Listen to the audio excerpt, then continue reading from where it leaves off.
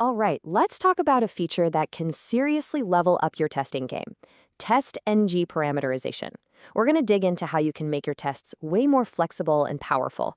The goal here is simple. Test smarter, not harder, so you can stop repeating yourself and get back to building awesome stuff. So here's our game plan. We'll kick things off with two testing headaches that I'm sure you've run into. Then we'll look at the two awesome solutions TestNG gives us. One's an annotation, the other uses XML.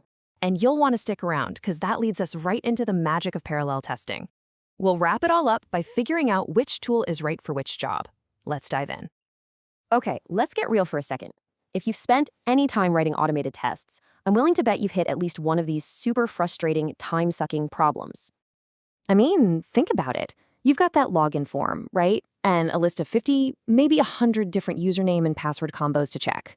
Are you really going to copy and paste that same test method over and over? And then there's the other classic, cross-browser testing.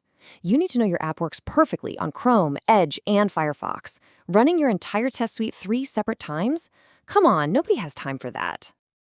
Well, the hero of our story, the solution to both of these headaches, is TestNG parameterization. At its core, it's just a way to feed data into your tests while they're running. This is a game changer because it separates your test logic from your test data, which makes everything so much cleaner and, more importantly, reusable. Let's start with that first headache, having to test with a whole bunch of different data. The perfect tool for this job is a little annotation you're going to love, @DataProvider. You know, the old school way to do this might be to just jam a for loop right inside your test method. And yeah, that works. But it makes your test messy, right? It mixes up your actual test logic with the business of looping through data. Now look at the TestNG way. So much cleaner. The test method itself is just focused on one thing, testing the login. All that repetitive work is handled somewhere else, by the data provider. And this quote really hits the nail on the head. The whole point is that you can run the same steps over and over again with different data without you having to write a loop. TestNG takes care of the iteration for you, so your tests stay clean and focused.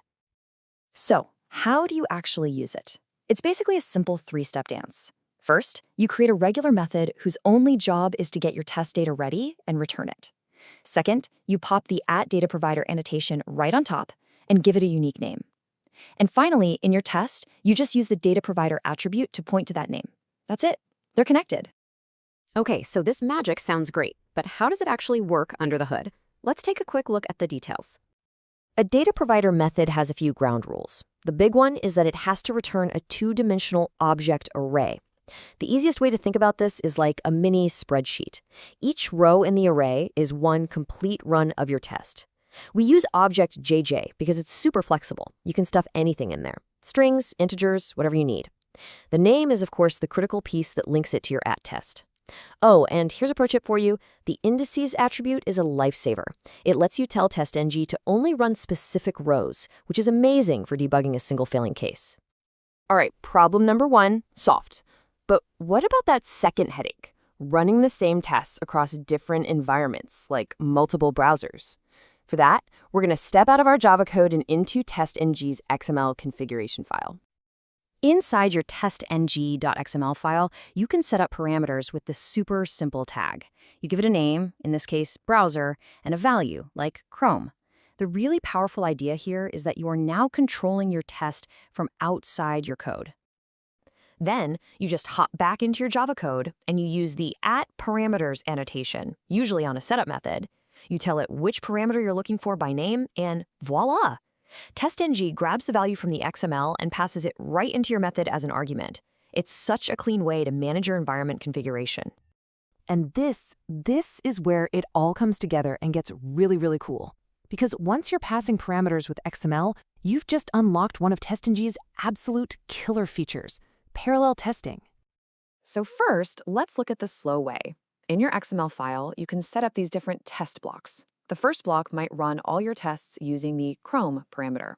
Then, after that's completely done, the second block kicks off and runs the same tests, but with the Edge parameter.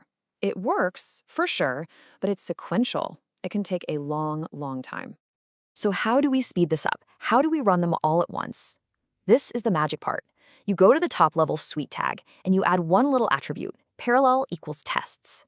That's it. Seriously, without one change, you're telling TestNG, hey, don't run these one by one. Run all of these test blocks at the same time. This can just demolish your total execution time.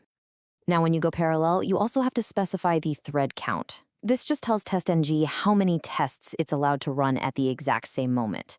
The default is 1, which is just sequential.